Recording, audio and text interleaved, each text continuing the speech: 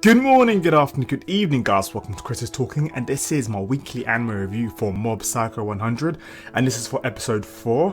Before we just go into that quickly, just want to say, yeah, I have a brand new microphone, so now the sound quality of my video should sound a lot better.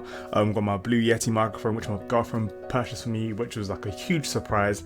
So I'm just really excited to now be able to make videos that sound a lot better. I'm still trying to figure out the settings and stuff, so hopefully they will get better in general, because there's so many modes and I have to change the gain and make it so my voice doesn't sound too sharp or whatnot. But yeah, so just let me know what you guys think.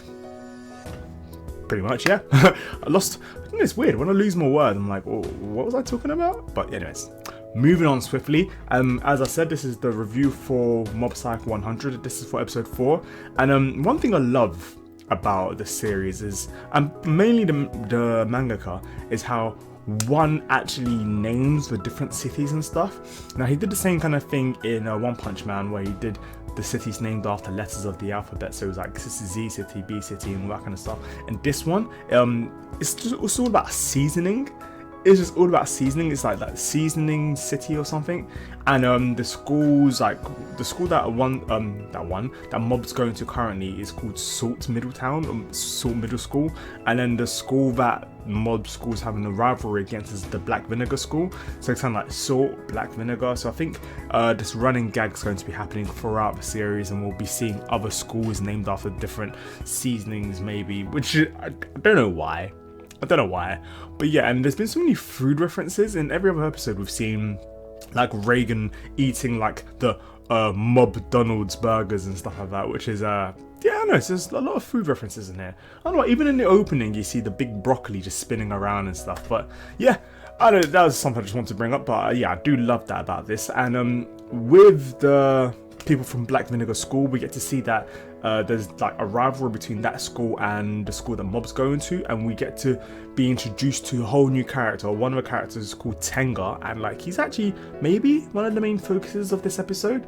So it's like quite a lot of characterization to this new character we haven't seen before, who's the leader of the delinquents, and who's basically kind of like the gang leader, and takes over, or attempts to take over Black Vinegar School in a fight. And for most part, he actually wins, and their group does win. But then Black Vinegar have kind of like somebody who can go against them, who have like a trump card, and they pull out this skinny small person who looks like probably can't do nothing, really small, inferior in size to everybody else. So they thought that they could win in that fight, and it just turns out to be that this person may be a bit special. And as the episode goes on, we get to find out a bit more about this person.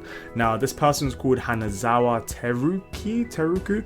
Sorry, my apologies. I'm just gonna call him Hanazawa, and he's blonde, and he's the guy that's at the end of the opening of the Mob Pycho 100 opening, yeah.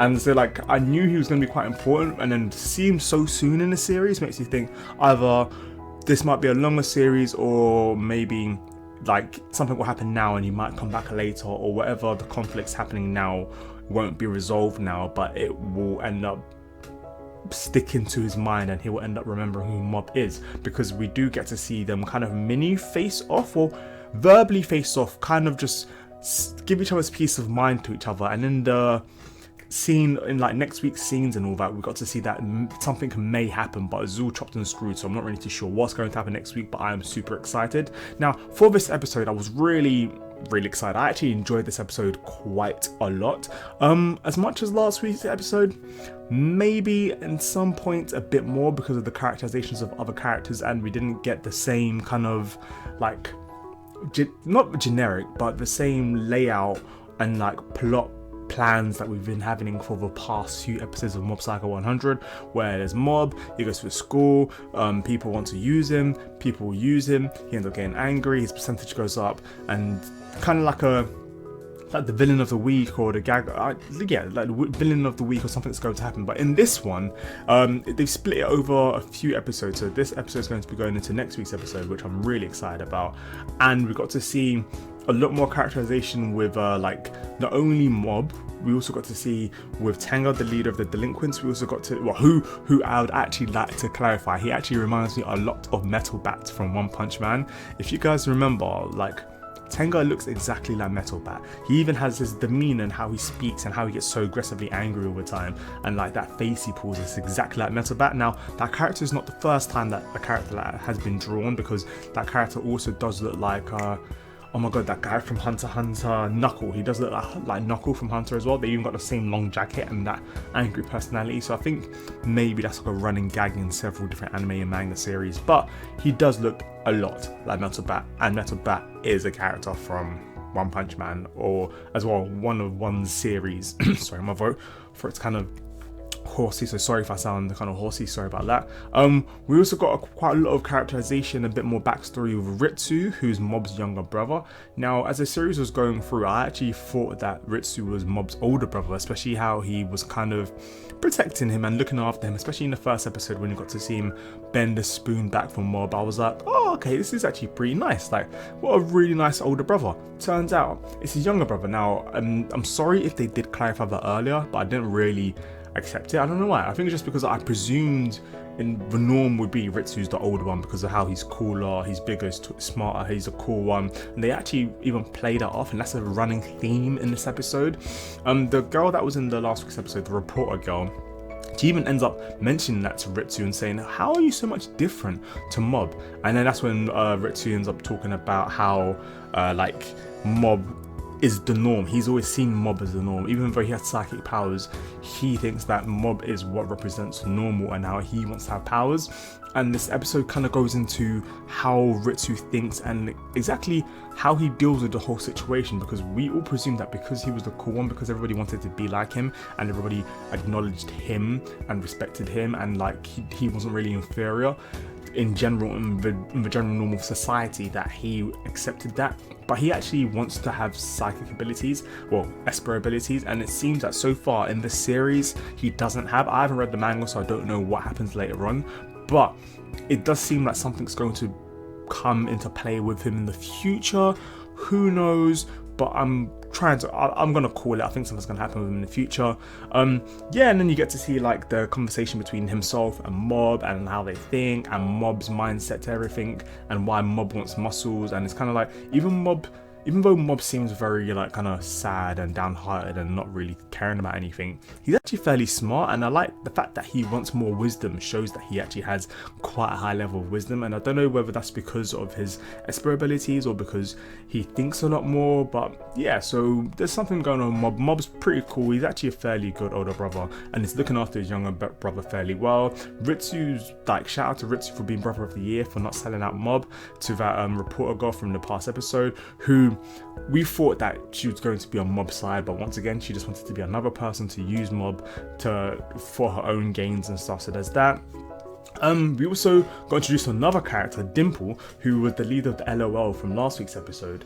Dimple is now like a small green mini phantom poltergeist ghost thing that is just about, we don't know why, apparently he has his own goals, and like it seems like he was a good guy at first. I was like, oh, okay, cool, he's gonna be the sidekick. I'm kind of glad he stuck around. Like it's just different to have like that ghoulish character, and because nobody else has the Mob's kind of abilities, nobody else can see Dimple, which is kind of funny, because then the whole running gag of Reagan not being esper or a sidekick and not being able to see Dimple, and Reagan ends up saying to Mob, oh, it's because he's so weak that I can't see him. So Dimple knows that Reagan's a fake, but Reagan, he's just a top OG at being fake, and like, yeah, man, con artist of the year, Reagan just doesn't give a fuck. But yeah, I like how Reagan is. We got to see only a bit of him compared to the past few episodes, but Reagan's still killing it. So a hell of a lot of characterization between all the different characters. We got to see as well the body development club, the club that Mob's actually working with, and how Mob's still trying his hardest. He's not there yet, but he's still trying his hardest. And when Tenga goes over to a body development club to actually ask them to support him and his gang against Black and Vinegar School in their fight, the BDC, let's call them the BDC, Body Development Club, the BDC club, the BD club, they literally just like, no, like our bodies, our muscles are not meant for fighting, for nothing that useless, that's for nothing with such a small reason. I'm paraphrasing, but you kind of get what I'm saying. So they're like, what the hell, are you gonna be so huge? And then like the gang from Salt Middle School actually tried to have a fight with the Body Development Club. Ugh. tongue twister.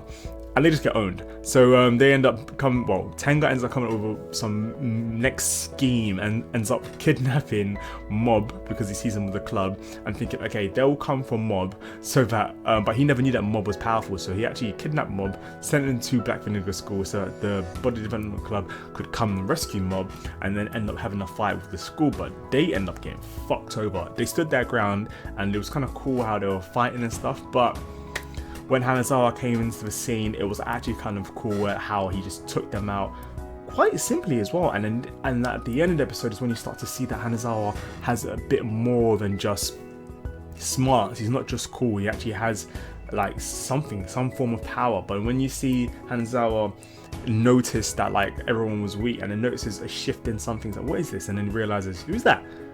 And this Mob, and Mob looks so weak, but yet he managed to untie himself with a rope with the esper abilities. Very, very cool. I loved how they kind of clashed, but the same, but they're different. Like they're both small and weak, but yet Hanazawa has the cool demeanor. He knows how to use it for himself, which is something that Dimple's been trying to say to Mob throughout the whole episode. Why are you not using the power for yourself? You could be king, you could be god of this era, but no, you're just, I don't know, you're just a pussy pretty much. But yeah, so that was that. So next week's episode is probably going to start off with Hanazawa versus Mob, and I'm hoping that a major fight scene happens. I kind of don't want it to be resolved in this episode. Sorry guys, I'm sorry if it's cutting about. I don't actually know why, but yeah, I'm hoping that this the fight doesn't get resolved too quick, because I wouldn't mind Hanazawa actually being one of the main antagonists for later on, because he looks like he has the same kind of power as Mob, and maybe we get introduced to a few other esper people. But yeah, so that's about that. What did you guys think of the episode? Like, are you guys excited for next week's episode? Who was your favorite character to be introduced? Do you like the Body Development Club, or do you like the Psychic Club who are still using the Body Development Club's room? But like, yeah, so the Psychic Club, the BD Club, like Hanazawa and his whole gang of misfits in the Black Vinegar School, or are you repping Salt Middle School or Black Vinegar Middle School? And what do you think? Who's going to win between Mob and Hanazawa?